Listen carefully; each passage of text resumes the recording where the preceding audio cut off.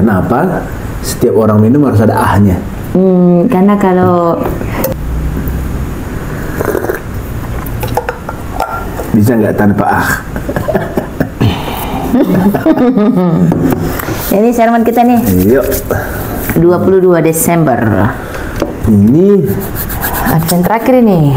Advent terakhir ya. Temanya apa itu kira-kira? Tuh, habis itu sudah malam Natal. Tema kita berita hidur Tuhan, tuhu jadi. Kalau kemarin-kemarin kita mulai dari kita mulai dari Ogen, ada yang kita mulai dari khotbah. Kalau usulku ke teman-teman kita yang menyiapkan Natal, kita mulai dari tema. Karena tema berita hidup Tuhan tuhu jadi. Kenapa kita mulai dari tema? Karena kalau kita lihat Mika ini kan abad ke-7 ini. Mika ini hidup 750 sampai 687 sebelum Masehi. Kan tahun mundur kan sebelum Masehi. Jadi sekitar 700-an tahun sebelum Yesus lahir. Itu sangat jauh itu. Jadi kalau temanya berita hidur Tuhan tuhu jadi, itu semacam apa yang dinubuatkan jauh-jauh hari itu ternyata terjadi di Yesus. Bayangkan 700 tahun. Itu waktu yang panjang. Umur kita aja nggak sampai 100. Indonesia saja udah berapa tahun itu? Indonesia belum ada ini kan, belum ada 200 tahun kan? Belum loh. Tapi sudah semaju ini. Bayangkan 700 tahun sebelum Yesus lahir, cerita tentang dia sudah dinubuatkan oleh nabi-nabi. Jadi kesinambungan sebenarnya kisah penyelamatan itu dari perjanjian lama ke perjanjian baru. Jadi kalau kita lihat Mika ini sejaman dengan Yesaya. Mika ini juga sejaman dengan Amos. Jadi mereka nabi-nabi yang hidup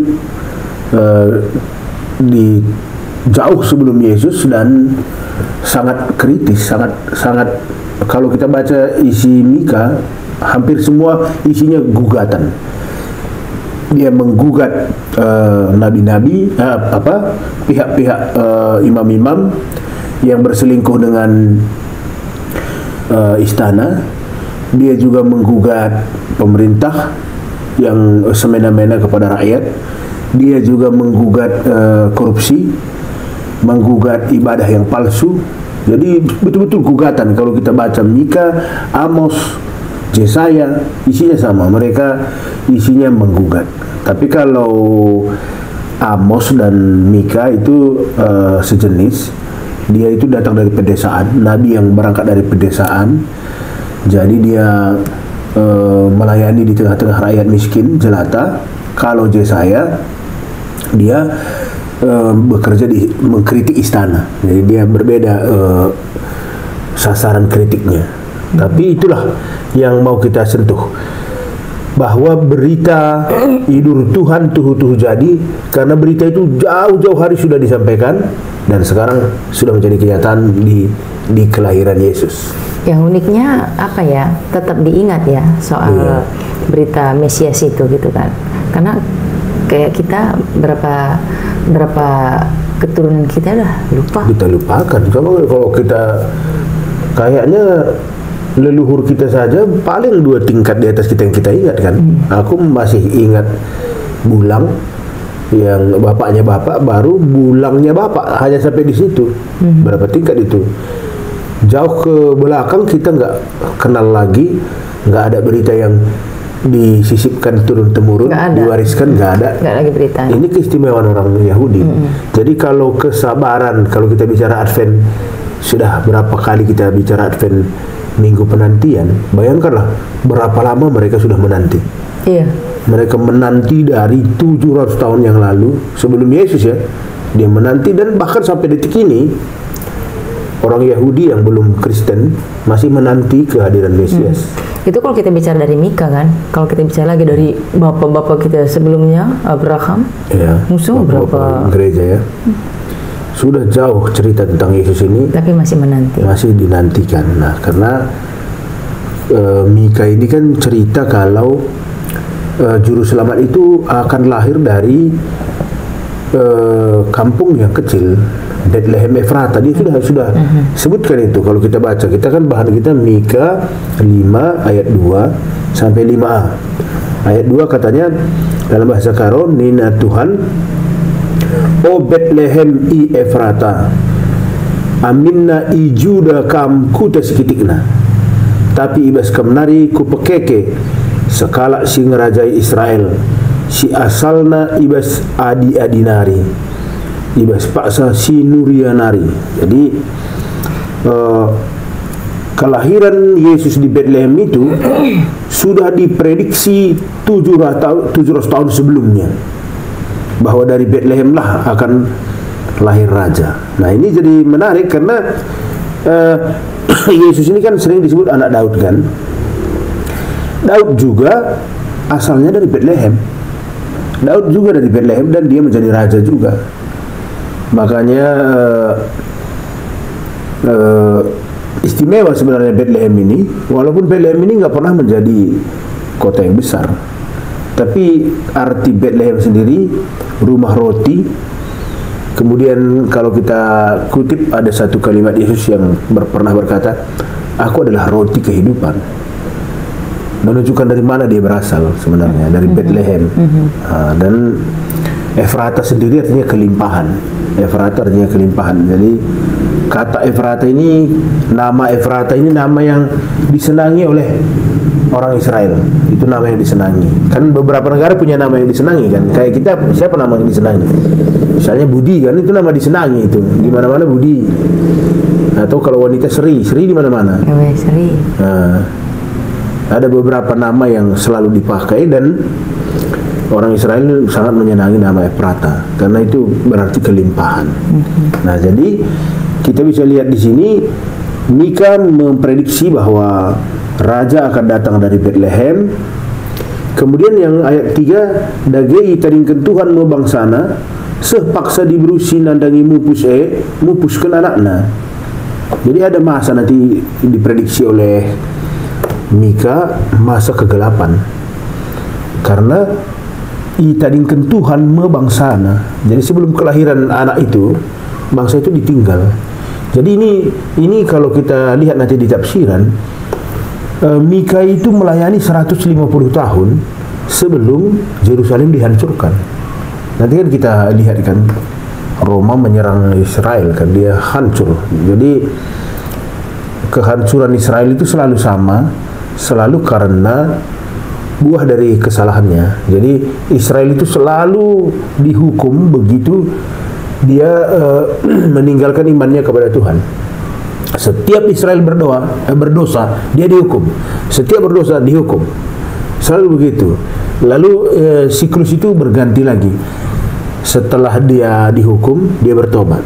Setelah bertobat, Tuhan mengampuni, berdamailah mereka. Lalu berdosa lagi, dihukum lagi, begitu seterusnya sampai detik ini. Jadi kita bisa lihat kenapa Israel selalu mengalami pembuangan kan.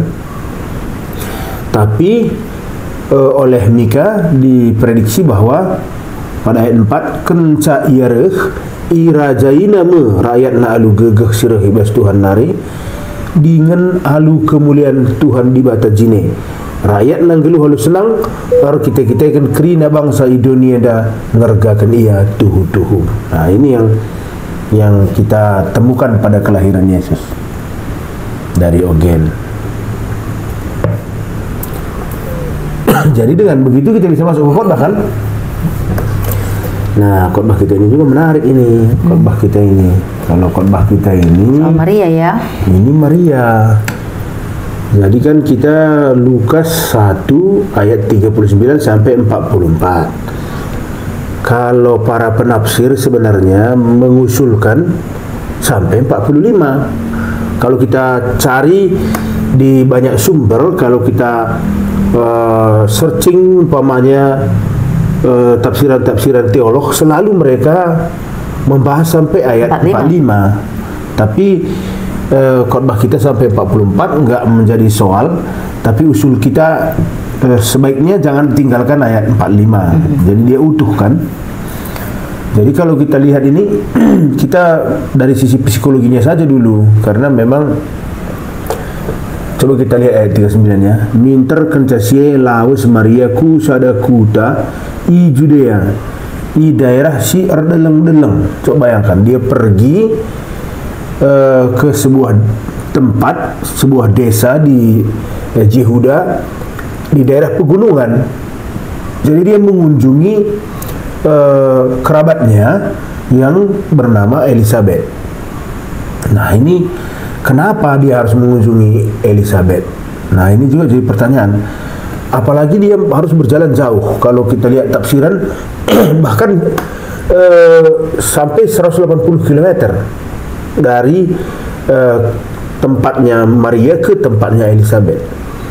Ada penafsir yang menarik juga membahas tentang ini, karena Maria ini kan dalam keadaan shock ini. Kenapa shock? Karena Maria kan masih muda, masih gadis belia. Itulah tafsiran mengatakan kan. Dalam keadaan gadis belia dia sudah hamil. Dan kita kemarin juga membahas kan, kalau pertunangan pada orang Yahudi itu namanya saja pertunangan, tapi mereka dianggap sudah punya ikatan suami istri. Makanya orang yang tunangannya meninggal pada masa pertunangan, dia dianggap janda kan. Karena kan kemarin kisah 5 perempuan cerdas 5 perempuan bodoh itu kan. Itu kan masa pertunangan itu sampai setahun. Jadi dalam ikatan pertunangan Maria hamil, tapi bukan Yusuf pelakunya. Nah ini kan bisa dianggap perselingkuhan. Jadi wajar kalau Maria secara psikologi down. Nah dia mendengar Elizabeth juga hamil. Elizabeth itu jangan lupa, Elizabeth ini mamanya Yohanes Pembaptis kan, bapaknya Zakaria. Dia sudah lanjut usia itu, sudah lanjut usia. Dia justru hamil pada saat dia lanjut usia. Jadi ini juga keanehan. Kenapa Maria kepingin ketemu Elizabeth? Mungkin penafsir mengusulkan mungkin Maria butuh penjelasan lebih lanjut tentang mukjizat yang terjadi pada dirinya ini. Dia butuh penjelasan tambahan, atau dia butuh orang yang senasib lah, yang juga mengalami keanehan lah, keajaiban yang enggak biasa itu. Jadi dia mengunjungi. Nah, mungkin sekaligus menguatkan dirinya menerima apa yang terjadi, atau dia mau memastikan gitu apakah penjelasan malaikat Gabriel kepadanya itu betul. Jadi dia mencari referensi tambahan dan dia bertemu dengan Elizabeth. Nah yang menarik justru pada ayat 41, asum ibegi Elizabeth sora Maria minter kemuit. Jadi bergejolak anak di dalam kandungannya, kemuit anak silit ibas bertina. Elizabeth dia malu kesaksi badia. Nah kita ketahui anak dalam rahimnya Elizabeth itu Yohanes Pembaptis yang ditetapkan untuk membuka jalan bagi Yesus. Bahkan waktu dalam masing-masing dalam kandungan mereka sudah ada kontak kan gitu, bergejolak dia. Dan itu juga yang makin meyakinkan si Elizabeth, sehingga disebutkan pada ayat 42, maka alu sora megang nina. Jadi agak berteriaklah Elizabeth ini kan, kerina diberu kame simbelinna datan pasu-pasu. Nah ini menghapuskan segala kekhawatiran Maria, karena awalnya dia nggak mengira kalau itu berkat, karena itu dianggap aib kan gitu. Buktinya Yusuf saja diam-diam katanya mau menceraikan, mau memutuskan pertunangan. Nah dengan kalimat kamu simbelina datan pasu-pasu ini sebenarnya Elizabeth betul-betul menguatkan hati Maria untuk menerima berkat ini. I pasu-pasu gelah anak si i pupus itu kalimat berikutnya. Nah, 43 Elizabeth melihat dirinya nggak layak kan gitu, makanya disebutkannya isekin aku, maka nade Tuhan rendahi aku. Dia berani menyebut nade Tuhan. Ini kan menarik ini. Dia dengan imannya melihat bahwa bayi itulah juru selamat itu, sehingga dia menyebutnya isekin aku, maka nade Tuhan rendahi aku. Ini mengingatkan kita pula nanti ucapan Yohanes Predikan isekin aku, buka tinali sepatu nape aku la haatan. Aku mempredikan lalu lau, ia mempredikan lalu kesaksian dia. Jadi sebenarnya sudah ada runtutannya mulai zaman Mika 700 tahun yang lalu oleh nabi-nabi, terus Yesaya juga kalau kita baca kan diprediksi itu terus kan tentang kelahiran penebus itu. Diprediksi bahwa pembuangan itu akan berakhir, kegelapan itu akan berganti terang. Nah, lalu diawali pula oleh kehamilan Elizabeth, karena duluan kan Elizabeth hamil kan. Nampak bahwa memang Yohanes Pembaptis itu disengaja untuk membuka jalan gitu. Nah, ketemu mereka dan dia menyebutkan pada ayat 44 sebab kencaku begi sorandu minter kemuit anak silit ibas bertinku alu meriah ukur. Dia merasakan gejolak Yohanes dalam perut itu bukan gejolak bayi biasa, tapi itu datang dari sukacita gitu kan. Nah, makanya 45, makanya kalau boleh ini ikut bukan sampai 44, karena kalimat di ayat 45 malam tuhu atendu sebab tekam maka kaisi iberitakan Tuhan man badu tuhu jadi. Karena itulah tema kita. Makanya kita mengusulkan tadi khotbah ini sebaiknya sampai ayat 45 karena itulah tema. Nah, jadi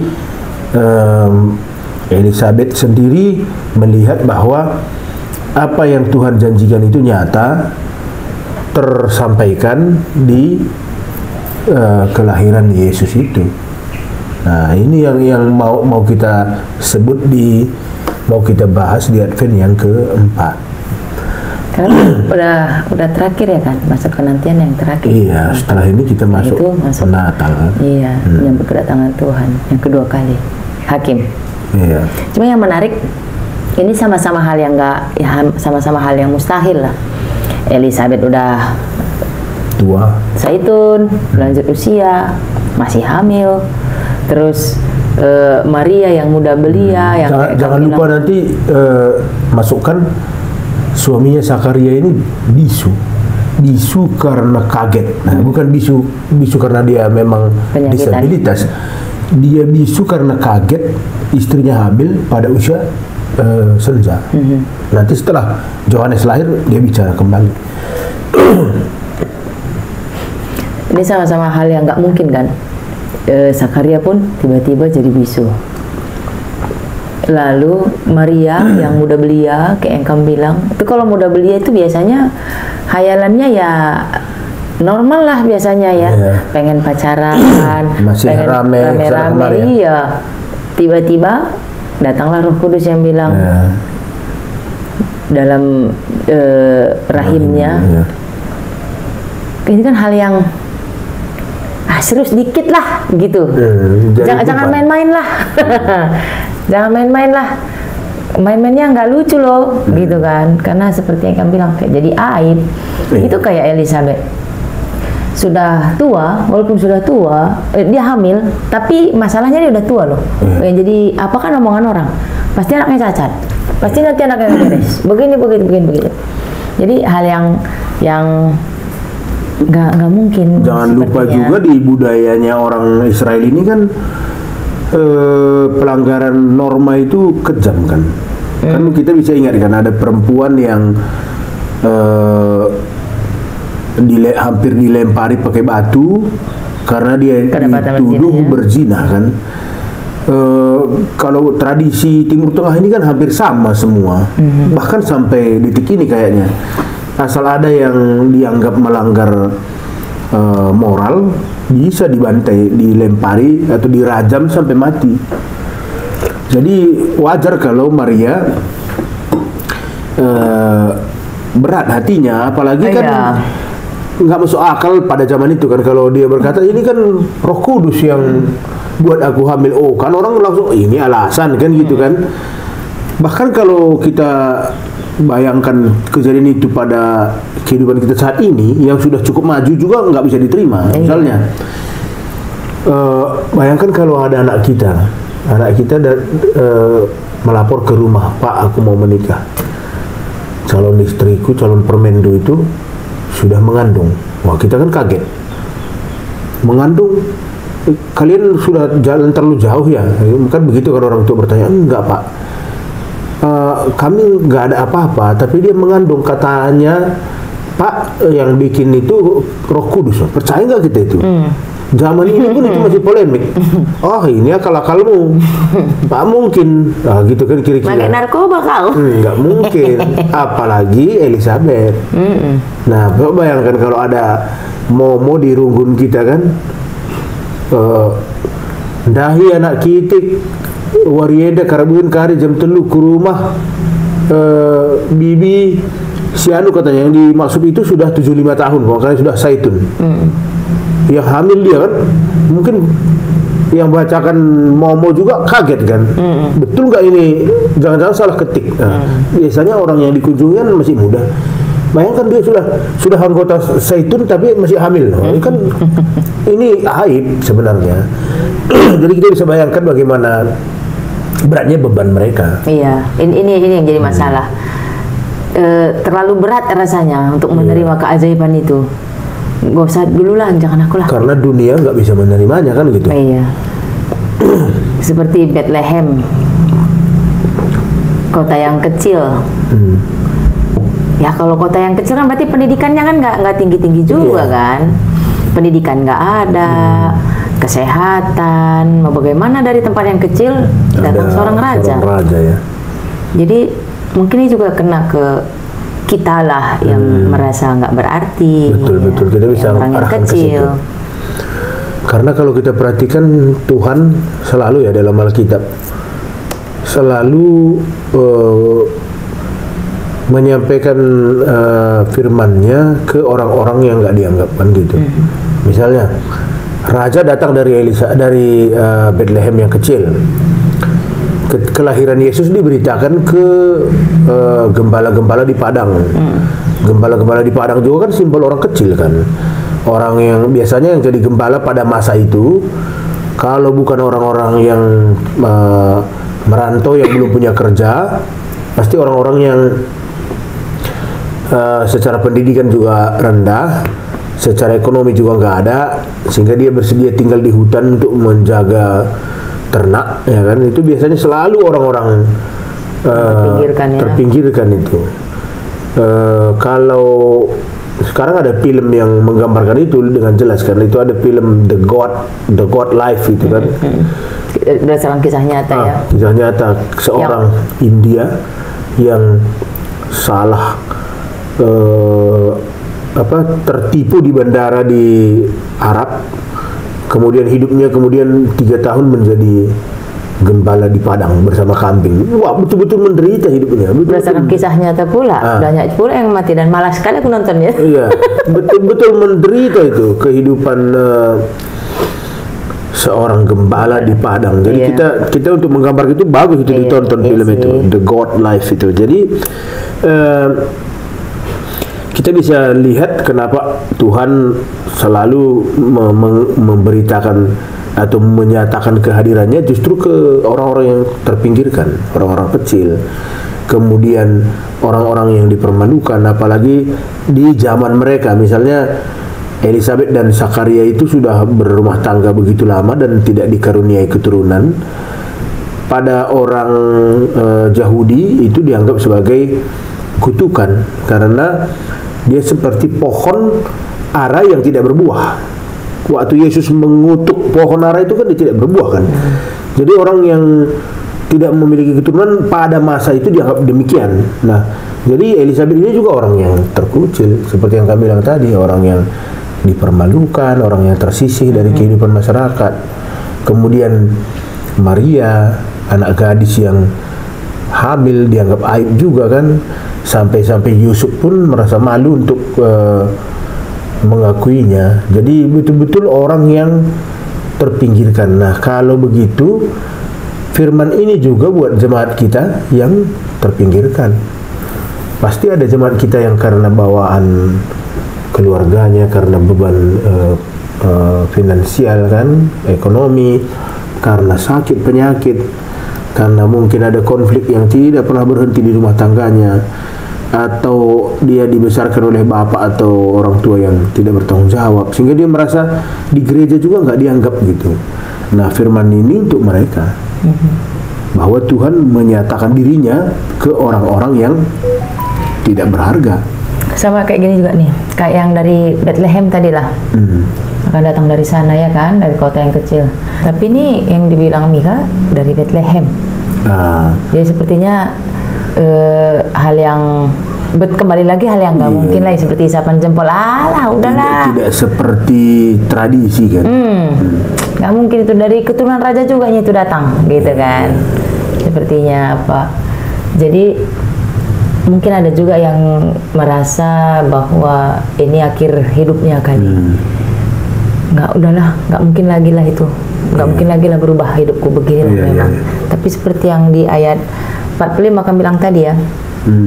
Malam tuhu-tuhu atendu sebab tekam maka kaisi iberitakan Tuhan manbandu tuhu-tuhu jadi. Nah, itu dia. Berbantu kam nih nah. Jadi ini kembali ke iman ya.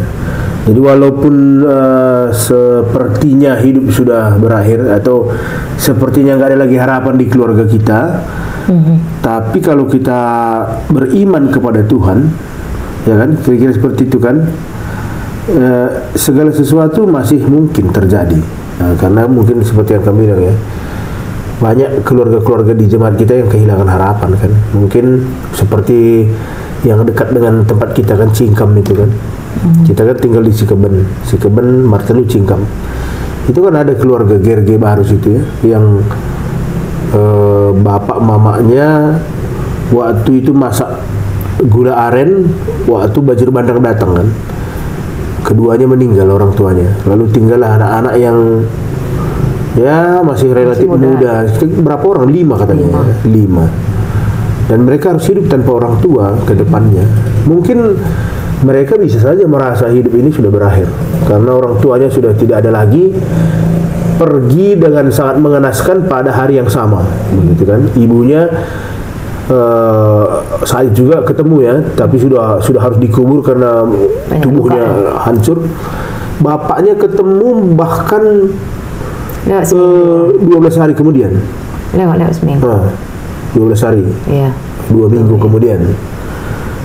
Dalam keadaan tubuh tidak utuh, bahkan dikubur juga tidak utuh kan ceritanya kan, tangan tidak ada, kaki tidak ada. Tapi kalau kita membahas firman ini, apa yang tidak mungkin bagi Tuhan, begitu, apa yang tidak mungkin, walaupun secara manusia Bethlehem Efrata itu nggak mungkin menghasilkan raja, karena dia hanyalah kota kecil, desa kecil, nggak mungkin datang dari raja dari situ.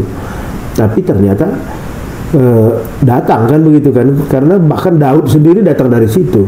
Yesus itu disebut keturunan Daud sebenarnya, makanya Yesus disebut keturunan Daud kan dari Yusuf sebenarnya, karena Yusuf itulah keturunan Daud. Sementara Yesus anaknya Yusuf secara hukum kan, padahal kan bukan begitu. Tapi dari situlah ditarik bahwa dia juga adalah keturunan Daud begitu, dan dia akan jadi raja. Jadi bisa gini juga nggak nih? Kenapa pertanyaannya gini? Kadang kan kalau kita punya masalah kan pertanyaannya kenapa sih harus aku? Kalau kita dapat lucky draw, dapat sepeda motor, aku lah untung kan masuk aku gitu kan. Tapi saat ada masalah datang pertanyaannya kenapa harus aku gitu? Kenapa harus aku? Ya? Atau gitu juga yang dialami Maria ya. Kenapa harus aku? Kenapa dia yang terpilih mau menanggung beban ini? Iya. Tuh dia nggak apa juga kan kalau nanti jadi aib dalam pikirannya. Kenapa harus Maria? Kenapa dari begitu banyaknya orang yang terjebak waktu longsor Sembah itu kan pasti seratusan orang pasti ada di situ. Iya. Kenapa hanya 10 itu yang jadi korban begitu kira-kira ya? Iya. dari begitu banyak anak mahasiswa, kenapa anak beberapa keluarga yang terjebak gitu kira-kira. Mungkin itu pertanyaan juga buat jemaat kita ya. Karena terkadang kan kita punya masalah kan, bukan percaya lagi. Ya, jadi pertanyaan, kenapa harus aku? Yang terkadang karena penderitaan itu kita malah nggak percaya lagi sama Tuhan. Tuhan nggak adil, Tuhan nggak sayang, Tuhan nggak dengar doaku, Tuhan begini, Tuhan begitu.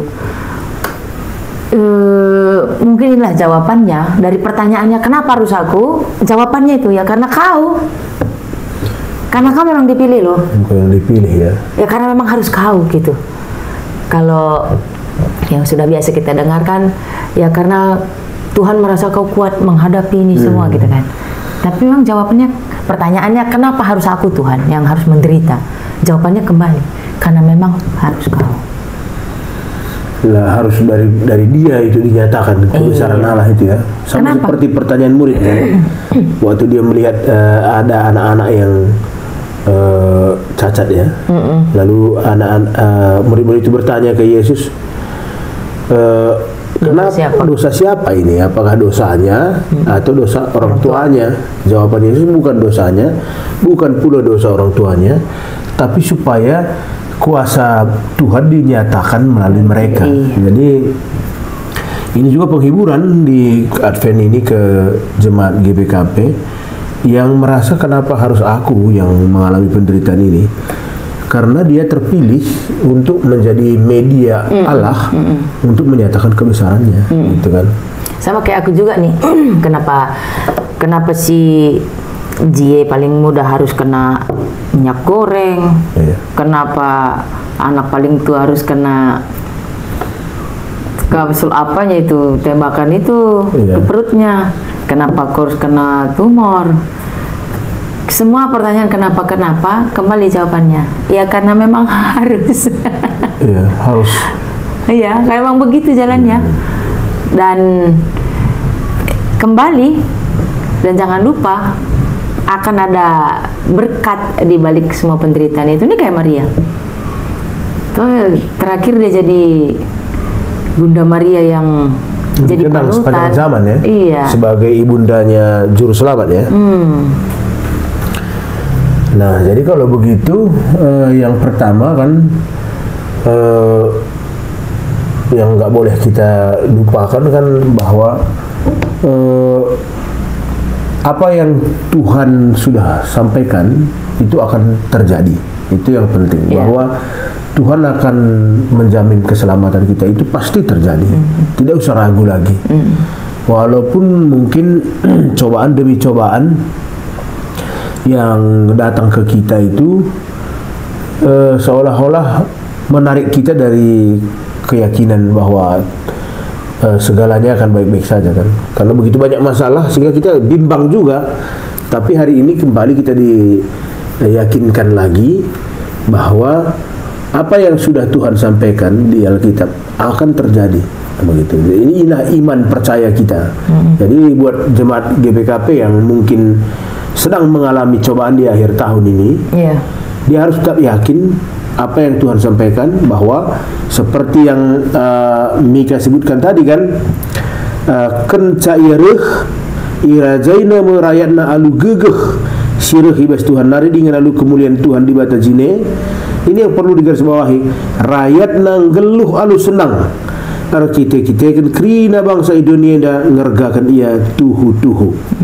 Kemudian yang terakhir, janah ia maba dame. Nah, itu yang 5A-nya, janah ia maba dame. Jadi ada kepastian buat setiap orang yang percaya bahwa hidupnya akan senang, hidupnya akan damai, walau bagaimana beratnya beban. Oke, saya kira itu udah memenuhi lah untuk. Udah bisa jadi khotbah Natal ini. Sudah ini sekalian khotbah Natal kan. Kembali juga ke minggu yang lalu ya. Jangan tergoda untuk terlalu panjang. Supaya pendengar masih cukup kekuatannya untuk menikmati firman itu. Iya. Dah, cocok ini nih. Cukup ya? Dah. Jadi kita sampaikan salam ke pemirsa. Jangan lupa untuk minggu depan ikuti kembali diskusi dengan kami bila ada masukan-masukan atau pertanyaan-pertanyaan yang mungkin bisa kita jawab. Kalau tidak ya bagaimana ya kan. Kalau ada pertanyaan-pertanyaan boleh tulis di kolom komentar, lalu bagikan ke teman-teman kita yang belum mengetahui adanya program baru ini, diskusi seputar sermon khotbah minggu. Tapi ini sebenarnya bukan cuma sermon ya nih, bukan hanya yang mau nyiapkan khotbah aja yang bisa dengar. Semua orang bisa. Semua orang bisa, karena ini juga akan nambah yang rindu dengan menggali firman Tuhan ya. Tadi kan aku minum, nggak ada Jadi minum itu selalu lebih enak ada ahnya. Iya, sama karena enak nih. Ini kan ada pahit-pahitnya kopi, jadi pahitnya. Jadi ini kan kadang pahit juga firman Tuhan, tapi enak. Terakhir ya. Minum dulu nih.